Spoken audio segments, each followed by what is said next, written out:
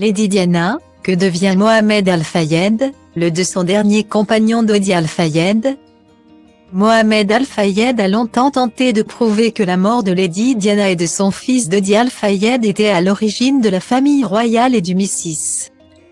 Âgé de 93 ans, le milliardaire s'occupe depuis plusieurs années d'œuvres caritatives. Le 31 août 1997 est une date qui restera à jamais tragique. Il s'agit de l'anniversaire de la mort de Lady Diana. Victime d'un accident de la route sous le tunnel du pont de l'Alma à Paris. Plus de 25 ans après la disparition de la princesse des cœurs. Son souvenir continue d'être honoré par ses fils, William et Harry. À commencer par le duc de Sussex, qui lui a dédié ses mémoires publiées le 10 janvier. Dans Spare, le mari de Meghan Markle revient longuement sur son enfance dans les bras de Lady Diana et sur le vide immense causé par son absence. Mais la sœur de Charles Spencer n'est pas la seule à avoir perdu la vie ce soir-là. Est également décédé Henry Paul, le chauffeur du véhicule, ainsi que Dodi Al Fayed, le dernier compagnon de Lady Diana. Malgré un massage cardiaque externe, le producteur n'a pas pu être réanimé. Il avait 42 ans. Dès février 1998, le milliardaire Mohamed Al Fayed, le père de Dodi, a émis des allégations sur les circonstances réelles de cet accident.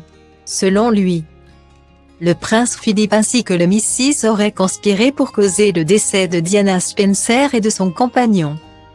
Mohamed Al Fayed soutenait que certains membres de la famille royale ne supportaient pas la relation médiatisée entre l'ancienne princesse de Galles et Dodi.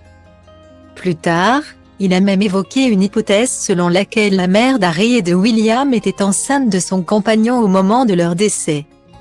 Une théorie démentie par le médecin qui s'est occupé des soins post-mortem de la princesse.